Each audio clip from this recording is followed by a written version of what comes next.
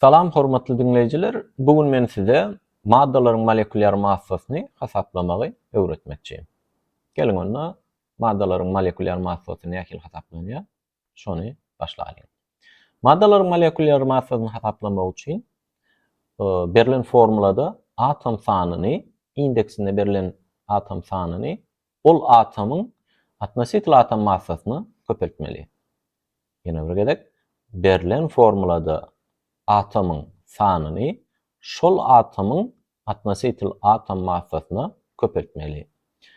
Molekulyar massa mr bilen belgilenýär. Biz okuwçylara öwredemizde ýatlaryna gowy alsyn diýip Mr diýip aýtýas. İlk başta mr diýip aýtýas molekulyar massanyň belgisini, soňra Mr diýip aýdamyzda has gowy ýatlaryna alýar. Bilişmede ýaly inglizçede Mr mr bilen görkezilýär. Ona formulamyz mr formula deňdir atom sany köpeltýäs hem ar. Ar atmosfer atom massa diýmek. R şu ýerdäki R ikisinde de relativ inglizçeden terjime edemizde atmosfer diýmegi, ýani bir sany diýmegi aňladýar. Gelin onda mysal 1 bilen başlaýyn. Has gowy düşüneriz. Häzir şu aýdan formulamyzda. Indi ilki bilen biz näme etýäs? Sorawymyzy görelim. Kislorodun molekulyar massasyny hasaplamaly. Ýene bir zat ýatlap geçelim. Bizim periodik sistemada 7 sany 2 atomly elementimiz var. Vodorod, azot, kislorod we galogenler. Ftor, klor, brom, ýod. Şolary elmedama indeksinde 2 goýulyp ýazylýar. Ýagny atom sanlary elmedama 2 bolýar. Element ýagdaýyna gelende. Gelin onda kislorodun molekulyar massasyny hasaplaýyn.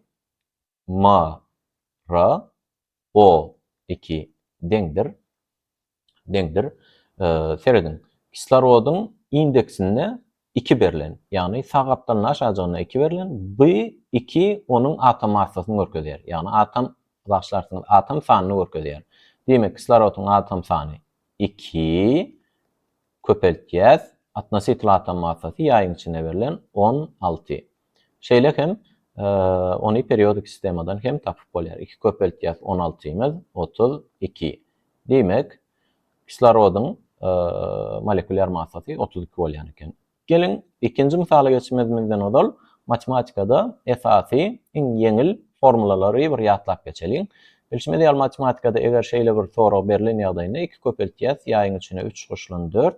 Biz şunu 2 usulla işläp bilýäs. 2 köpeltýäs 3 matematikada birinji ýaýyň içi işlenýär, soňra köpeltmek bölmek işlenýär, soňra bolsa goşmak aýyrmak işlenýär. Onda 2 köpeltýäs ýaýyň içine 3 goşýas 4-ümüz 7 bolýar. 2 ile 7 köpeltsek 14 bolýar. Indi şunu biz ikinji bir usulla işläýin. İkinji bir usulla işleýişimiz bolsa ýaý açma usuly bilen işlenýär. Ol esasan x, y ýaly sanlar, näbelli sanlar berilen ýagdaýynda ullanylýar. 2 köpeltýäs 3-i we şu 2-ni 4-e hem köpeltýäs. Onda 2 köpeltýäs 3 ýaý açan ýagdaýymyzda 2 köpeltýäs 3 arasyna goşmak bar, goşmagymyzy goýýas.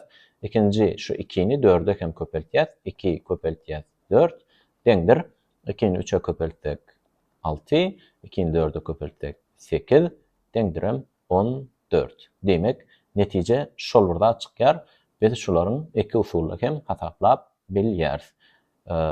İkinci bir ýatlap geçmeli zadymyz 2 A berilenler. Biz şu 2A näme diýip alýas? A goşmak A diýip alýas. Doğru değil mi? Yani şurada 2 tane A'nın barlığını görkezýär. Indi şu kimyada näkil bolýar? 2 misal üçin H berilse, yani vodorod berilse, şu ýerde 2 tane vodorodun barlığını görkezýär. Şunun koeffisienti. Ýene bir zat bar, şular ýaly indeksinde hem 2 berilse, şu bilen şu meňdeşde. Yani şu ýerde de 2 tane vodorodun atomynyň barlygyny görkezýär. Indi okuwçylarda şeýle bir soraw çykýar, soraw berýärler. Muallim diýär, eger diýär 2 H2 berilse näme etmeli?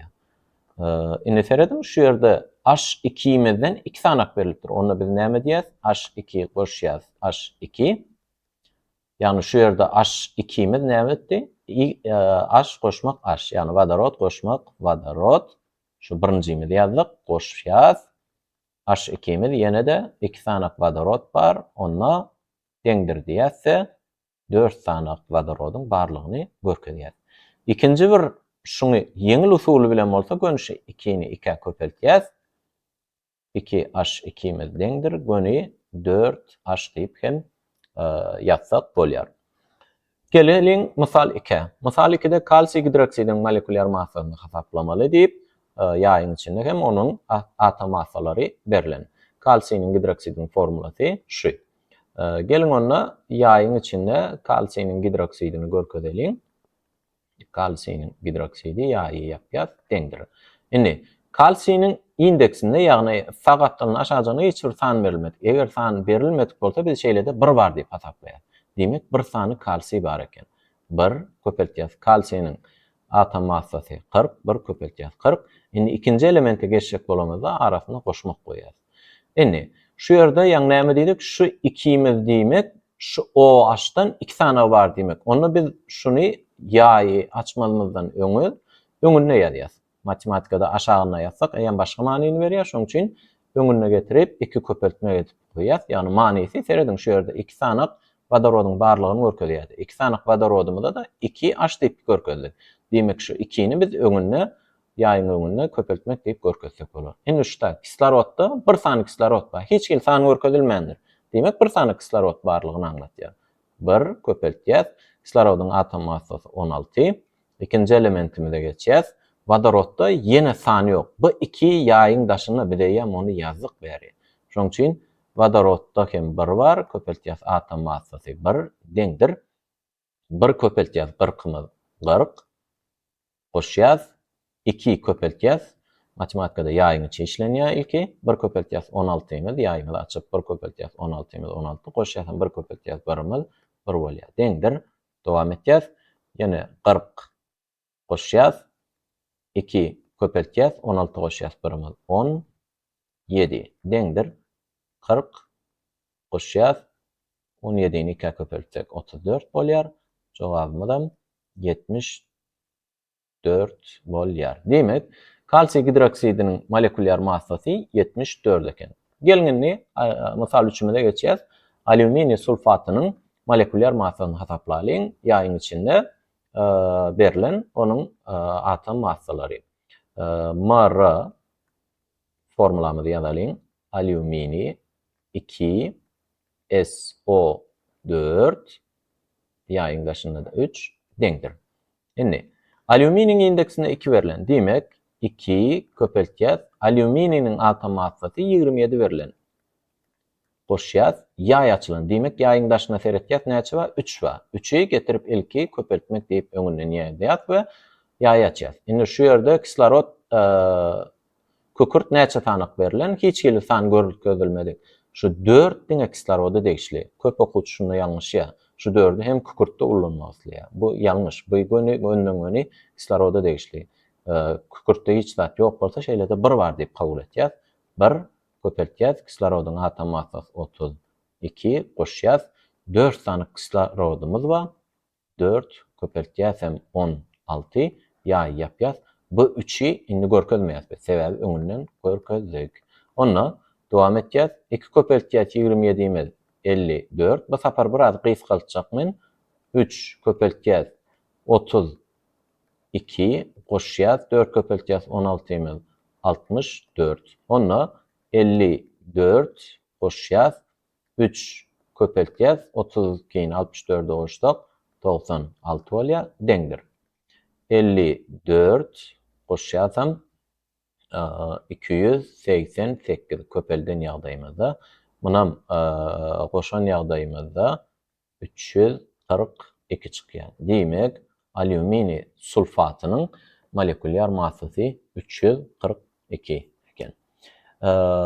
Eger düşünmedik bolsaňyz videony ýa-da saradyp ýene bir gaýtalap pauza basyp zat edip görseňiz has gowy düşünersiňiz diýip umyt edýän. Başga soraglaryňyz bar bolsa meniň Instagram sahypamdan ýa bolmasa da TikTok sahypamdan ýüzlenip bilersiňiz. Şol bir ýagdaýda meniň YouTube sahypamda hem bu videolar görkeziljekdir. Şeýleden bu videoları qaytalap görüp öwrenip bilersiniz. Stoichiometri hesaplamalarda biz 3 sady öwrenip geçeriz esasy. Mol massa gatnaşyklary, mol gowrum gatnaşyklary we üçüncüsü bolsa mol bölejik atom molekula gatnaşyklaryny öwrenip geçeriz. Ya bolmasa da kısaça mol Avogadro gatnaşygy diýip aýtsak bolar. Meni izarlamagy ýatdan çykarmaň. Ýene de şular ýaly video gelmegine garaşýan bolsaňyz, kommentariýalarda bellek geçin. Bizden daşlaşmaň, ýene de videolara garaşyň. Bundan sonra nesip bolsa ýene videolar gelip durar. Gelmedik ýagdaýynda hem maňa ýazyp duruň, videolar galdy diýseňiz, men şol videolaryň dowamyny ýene goýup durarym. Dinleýäniňiz üçin sag bolun, bizden daşlaşmaň, hoş.